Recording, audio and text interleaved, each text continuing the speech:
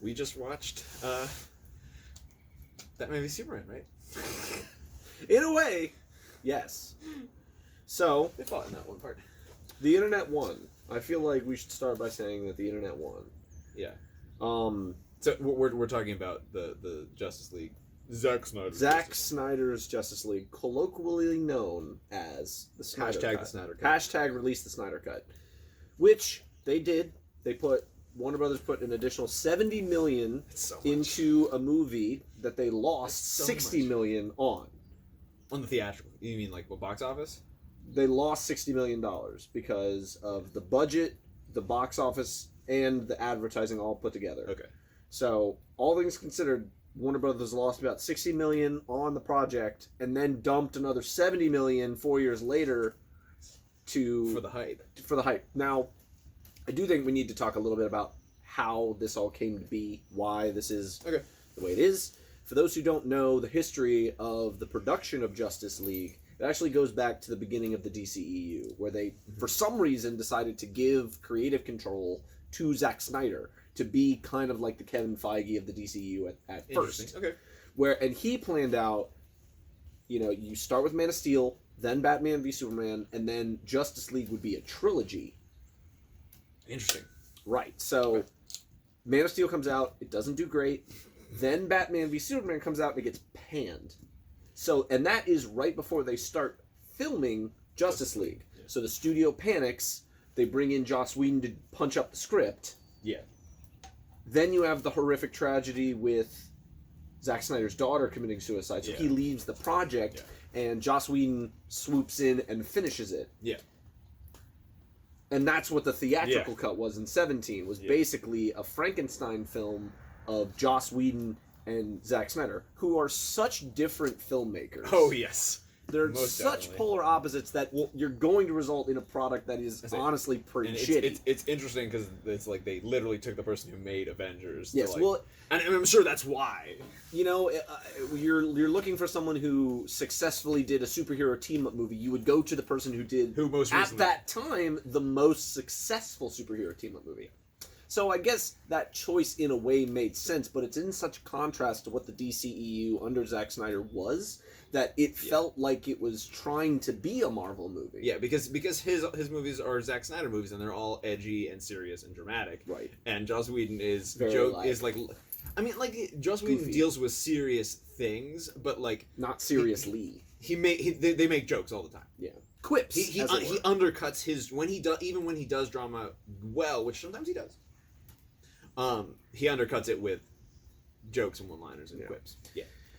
So, Justice League came out, got mixed reviews, lost money at the box office, and the fans of Zack Snyder's films started the hashtag release the Snyder Cut because there was a cut of the film. Like an assembly cut. Basically. An assembly cut. They put together everything the they shot in sequence. Yeah. Which, according to Warner Brothers, was unwatchable. That test audiences hated. That they had no faith in. And do we know how long that was? I think it was around like 3.5 hours. Okay. Don't quote me on that, but it was originally he had written or come up with enough stuff to make 3 movies out of. So it wouldn't surprise me if it's that long. Now, it ended up being that long. The part of the other thing that goes into the production of Justice League was they didn't allow it to be pushed back to allow more time to be worked on it. Which always makes a better movie, right? It always makes a better movie. Not always, but the reason why is because Warner Brothers executives wanted their annual bonuses, which they only would have got had Justice League released on time in the fall of 2017. So it was rushed, beset by tragedy. You just have all these problems. And the quote you read was that the theatrical cut only uses 10% of what Zack Snyder had shot, which... So they reshot 90% of the movie with Joss Whedon. And the film cut in at exactly 2 hours, because that was the mandate, that they wanted it no longer than 2 hours. Which is like 3.5 hours is really long. 2 hours is short. I would expect 2.5 hours for that kind of movie. Yeah, most superhero films are 2 hours, 2:20. 2.5, yeah, like 2:20, 2:30. The longest MCU film is 3 hours and a minute. Yeah, is that... That's Endgame. Yeah. And that makes sense because it's the conclusion. Because they have to end 12 times. We will bring up the Marvel Cinematic Universe a lot, only for contrast. Yeah, because it's the best comparison we can Because it's the best comparison. But I think Justice League had a massive flaw going into it, regardless of what had happened with Zack Snyder, Joss Whedon, regardless. Yeah. Which is, it had to be so many things. Not just the team-up movie of the Justice League, but because at that point in the continuity, you had not introduced Cyborg, you had not introduced the Flash, and you really hadn't introduced Aquaman. So 3 of the 6... Was Aquaman like in the end of Batman v Superman? They all get teased in that weird... They all got teased in that scene where the logos come up in Wonder Woman's email, you know? Oh, yeah. So, and she's like watching in it. She's like watching videos. Yes, they're in it, but it's not... There's no character development. They don't have any they're not lines. actually introduced. So they're not introduced until the team-up movie. Yeah. Whereas, when you...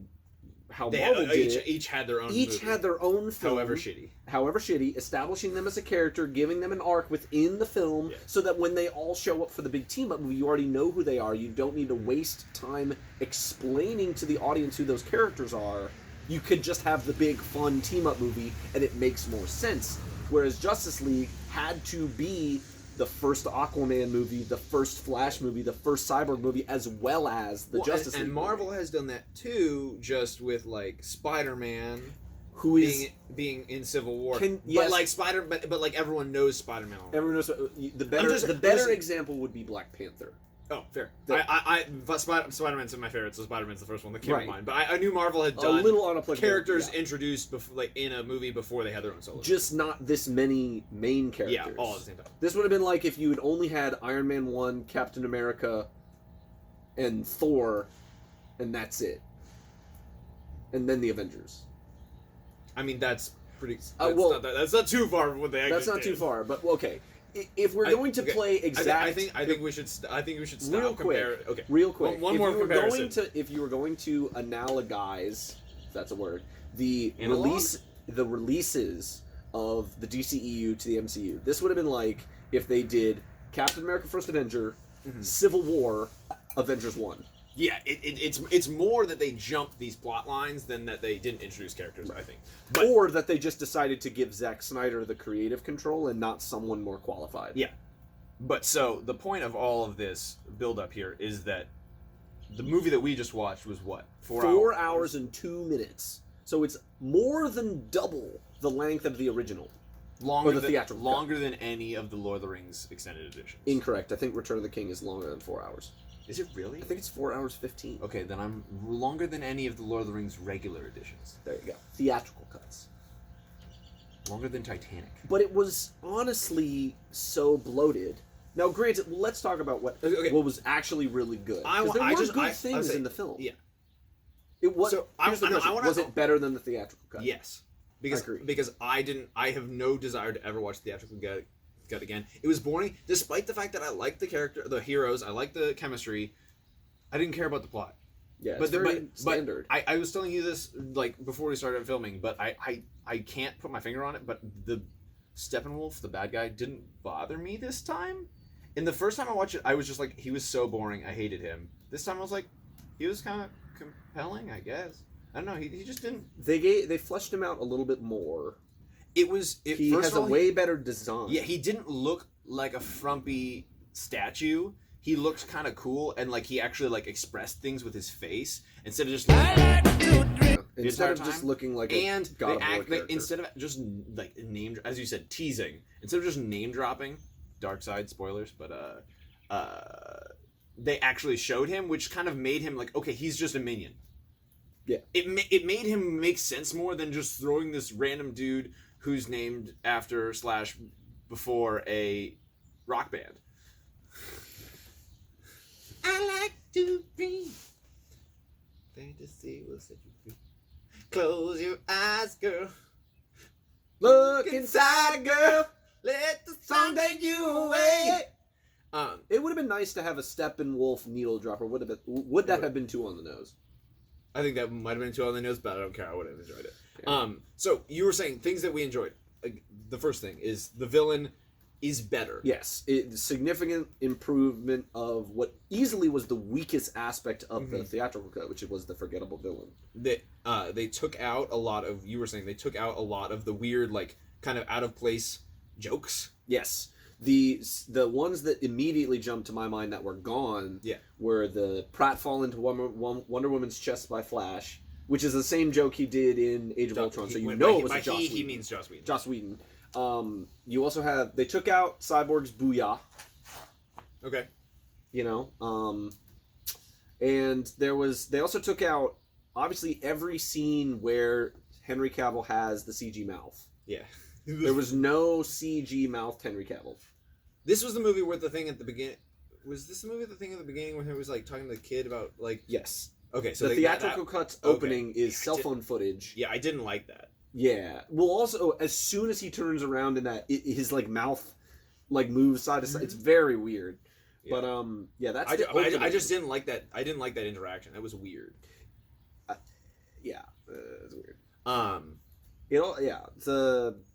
But so other good things they did, they characterize, as Gabe is saying, as this is an introduction, they did a better job because they have so much more runtime. I don't think they needed as much as they took, but they did a much better job characterizing Aquaman, Flash, and Cyborg. I think, in particular, Cyborg. Yeah, Cyborg got, like, an actual, like, character arc as the over the course. They also established that he has crazy levels of power. Yeah, that he can just manipulate anything digital ever, all the time, at any time. That's nuts. That's the other thing. So many of these people are OP. Like, I mean, some of the Marvel people are OP as well, but like I have to like tabulate which ones are on the same level as OP in the cinematic universes. I did that with my sisters for the Marvel characters, like who's the top, but it's not. We didn't list them. It's a tier system. Yeah. You know? What I'm saying is just in that movie, they introduced a lot more top tier people than Marvel ever did at like dropping all at once, like you said. Yeah. I did like the cinematography and the slow shots, but that's also exactly where they were good, but they didn't need to be as much. There was a lot of really long, epic establishing shots, and it's like, this isn't the freaking Revenant or something. Like, this isn't an art film. It's Batman. It's Justice League. Yeah.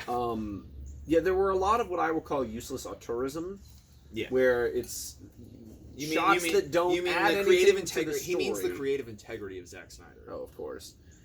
But the whole movie is in 4:3 because it was shot in IMAX is the reason. Actual reason. But the opening title card says this film is shot in 4:3 to create or to preserve Zack Snyder's creative vision. It's just such a cringy way of saying it. Look, it just means they shot it in 4:3 because they were gonna screen in IMAX and they didn't want to crop it. Yeah, okay, whatever. That's cool, man. That's fine. Neither here nor there. It just, as a 4-hour movie, it now joins the ranks of so many other 4-hour movies. Yeah. But those 4-hour movies that have come before it, you know, Gettysburg. I was saying, you were saying Gettysburg, Lord of the Rings, Das Boot, the whatever director's cut of Das Boot is. Yeah. Really long. Yeah. And now you have Zack Snyder's Justice League. Not Justice League or the Snyder Cut. The official title is Zack Snyder's Justice League. Like he's fucking George Romero or John Carpenter. Which he isn't, let me just say. Tom Clancy. Who else gets that? Clive Cussler? Those are books, but the movie ones are John Hideo Kojima? Does Hideo Kojima get that?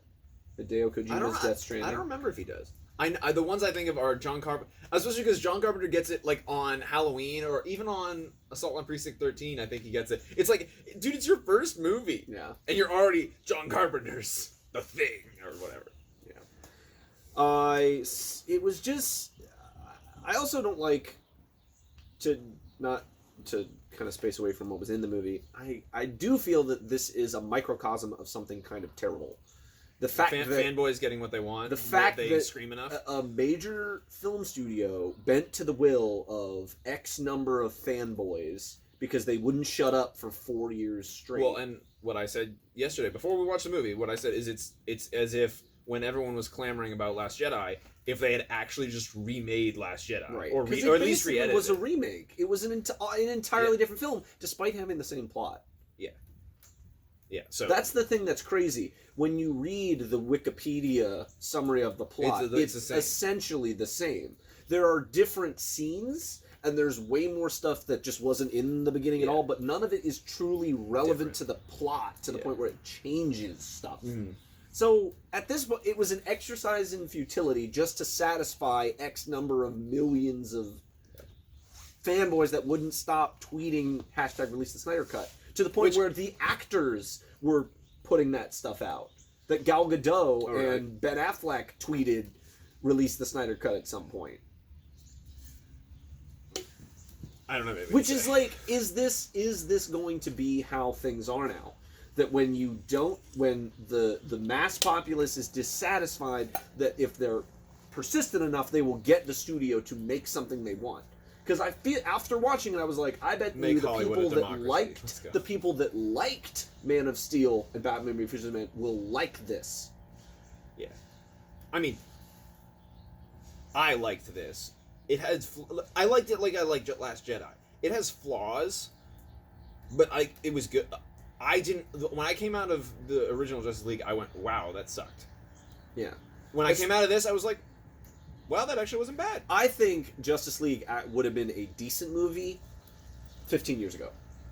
Oh, yeah.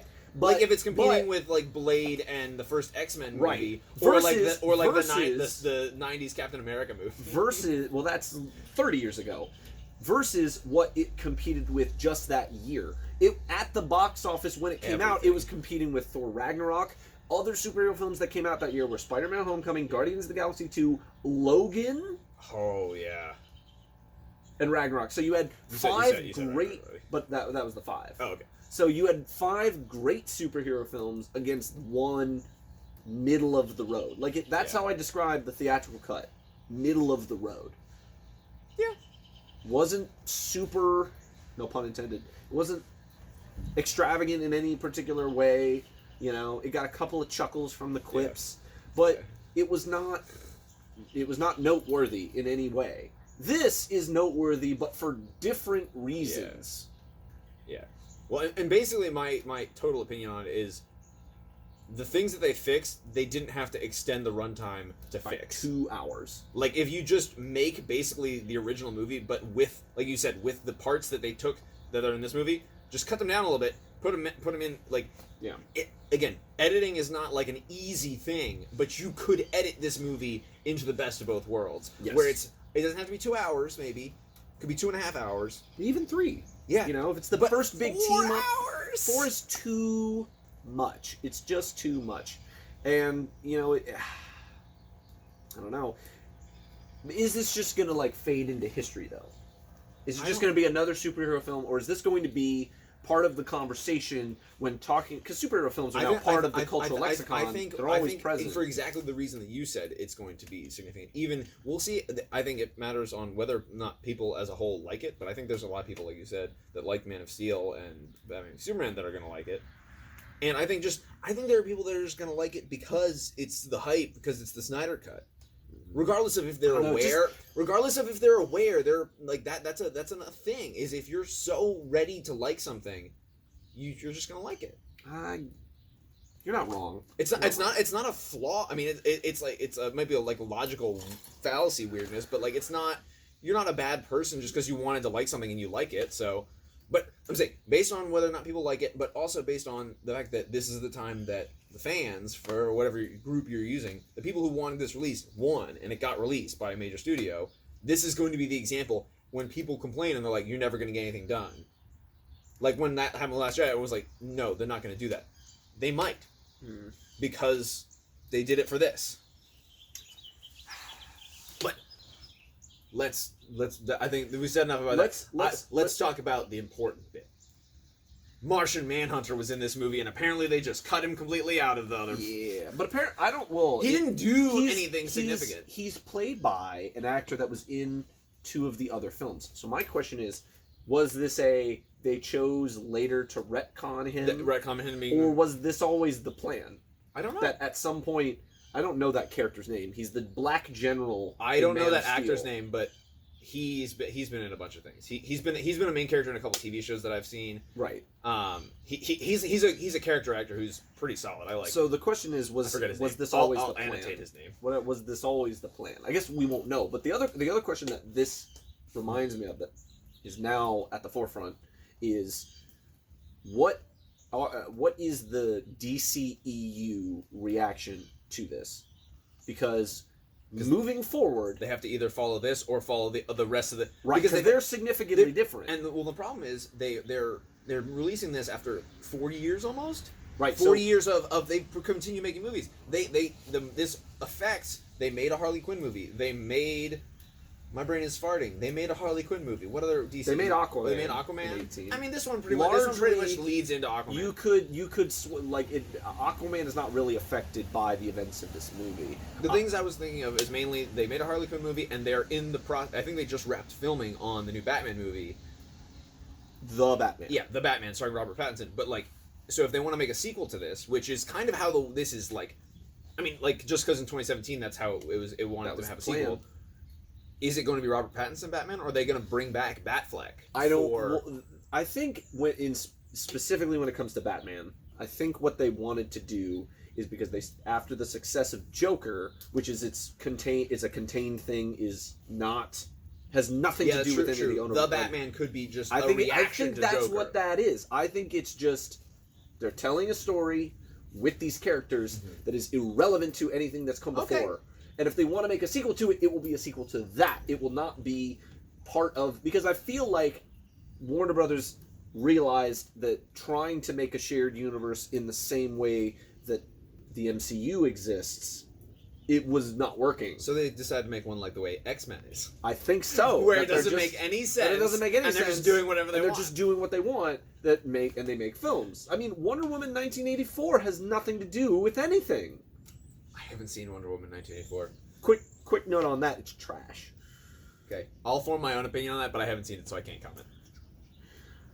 But stuff like stuff in the Snyder Cut that obviously was leading to other things. You have Martian Manhunter. Mm-hmm. You have it wasn't specific to the Snyder Cut, but the post-credit scene or the epilogue with Deathstroke and Lex Luthor. Yeah, I still hate Jesse Eisenberg as Lex Luthor. So they had a golden opportunity to recast him, and they didn't. Hype about being Deathstroke. I'm cool with Deathstroke, and I like that his Joe Manganiello. I don't remember his name, but I recognize him. Again, I'm apparently bad with character actors' names. But yeah, I'm hyped. But why Jesse Eisenberg? Why?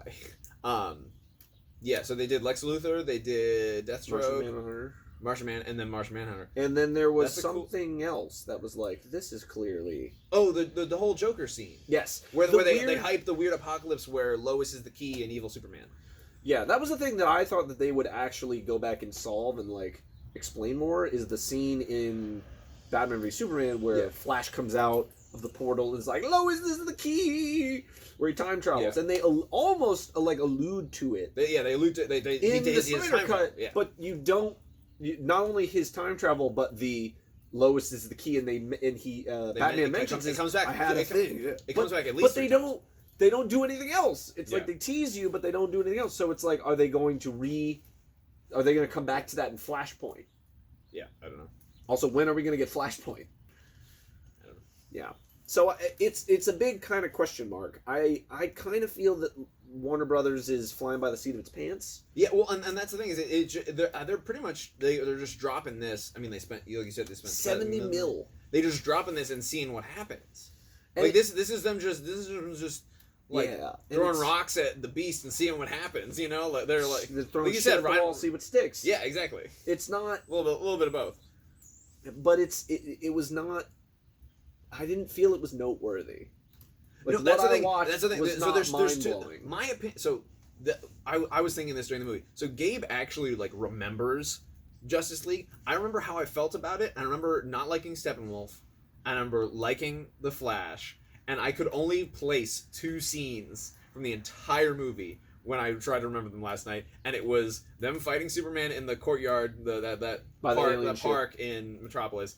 And then them just in the Batcave, arguing, but I guess about where they're going. But literally, I couldn't remember the whole entire movie. So when we watched this, Gabe kind of watched it as how does this relate to the original cut of this movie? And I kind of just enjoyed it as a movie. I was able to kind of just see it as the same movie again. Like I know in the back of my head that I've seen all this before, but it was more of a new experience for me. And so that comes back to the point I was trying to make was, this is both. There's two opinions. Is this better if this had been released as in 2017? And then there's the weirdness of the same movie being released again. No matter, even if this was the greatest movie of all time, it's still weird that they're re-releasing a completely different movie that's the same movie 4 years later. 4 years. It's almost it's almost like a remake. Yeah, but it's a remake with all the same actors, with some of the same scenes. Yeah. You know, well, there are scene for there's few and far between, but there are scene for scene remakes. Yes, there are literally movies like they name it in the 1990s Night of the Living Dead. I know is the one that comes to mind, where they literally just made the same movie over again with completely different actors, but it's like shot for shot, scene for scene. They went back and they just remade the movie. That kind of seems pointless. I'm just saying that's the closest I can think of to something like this. Yeah, it was just. I don't know. I'm interested to see what the reaction to this is going to be, you know, because if there is, how the story should go is, you know, if you're behind Zack Snyder, is beset by tragedy, the studio was interfering, wouldn't let him complete his vision, he couldn't do it. Mm-hmm. They made a Frankenstein monster in his absence, and now that the fans rally behind him, he can make the true. I am the truest repairman. Wanted to, and you want it to be good. And that's what I'm thinking of. Is the people want, when I say people want it to be good, and they think, and then they'll enjoy it. It's because they want this artist vision thing to be true. They want the only reason that movies are ever bad to be that corporate America, which I'm sure is true sometimes. That corporate America takes the life out of the art. But like, I mean, that's what happened to Suicide Squad. Is that true? Like, that's the thing is that true? But this is the litmus test. This is going to disillusion those people who thought that, oh, it's always the corporate that takes it out, and not people that realize if they end up not liking this. Snyder's a flawed filmmaker. Yeah, it's like not everyone is the word you use is an auteur at all times. I mean, when you look at Zack Snyder's filmography, you know, there aren't. I like Dawn of the Dead. Dawn of the Dead is good, and 300 is good. I've only seen 300 once, but I like Dawn of the Dead. But everything else is just kind of either meh or it's bad, which is fair, because that's kind of how I felt about this movie. It all comes. I enjoyed it though. Well, the real question is, will you enjoy it too? So subscribe to HBO Max or pirate it. I mean, there's no box office associated with this. There's other than people's reaction and like reviews, there's no real way to like gauge whether this was a success or not, because box office has nothing to do with this. It was a digital release. And that's another thing of it being weird being released in 2021 is, this is my example. I keep seeing ads for a certain Eddie Murphy movie that just came out and saying it's the #1 movie in America. What does that mean? Most streamed. Yeah, but like, how does it mean anything anymore? Doesn't mean anything, and how could you compare that to people to industries that don't release their metric? Yeah, industries that don't release their metric, and like, are other people releasing movies? Yes. Go talk to No Time to Die or Black Widow or movies that have literally just been on in constant limbo. Constant limbo for a year. It's like, okay, so you're not competing against anything, right? But it's that weirdness. We don't have a frame of reference. Metric. Yeah, we don't have a metric or a frame of reference for what's going on now. So it's hard. This is we're breaking new ground with this kind of movie being released, like this wonkiness, and we don't know. We don't know. We all we know is how to talk about it like this and ask questions. And does anyone have the answers? To what extent of success would this movie need to see for it to impact future plans with the DC movies? I.e., if it truly gets the level of praise and success that the creator is hoping for, would this warm Warner Brothers to bringing him back as part of the creative team? Because there were rumors that he was fired from Justice League. Yikes! That Warner Brothers fired his ass. But if this gets the reception that Snyder wants, will Warner Brothers reconsider their position? and like changed, because that really was for a long time their MO. That wherever the wind blows, that's how they would fold. After people panned Batman v Superman, not Justice League, Suicide Squad basically was Guardians of the Galaxy. Yeah. Yeah. So is this going to be another gust of wind blowing the other way if people actually respond to this in the way that the creator wants? Yeah. Like I said, we know how to ask a lot of weird questions that we have no answer for. But it's things we want to know. I know. And things you maybe want to know too. Well, hashtag they released the Snyder Cut. We won? We've been Snyder. We won? We... Yeah!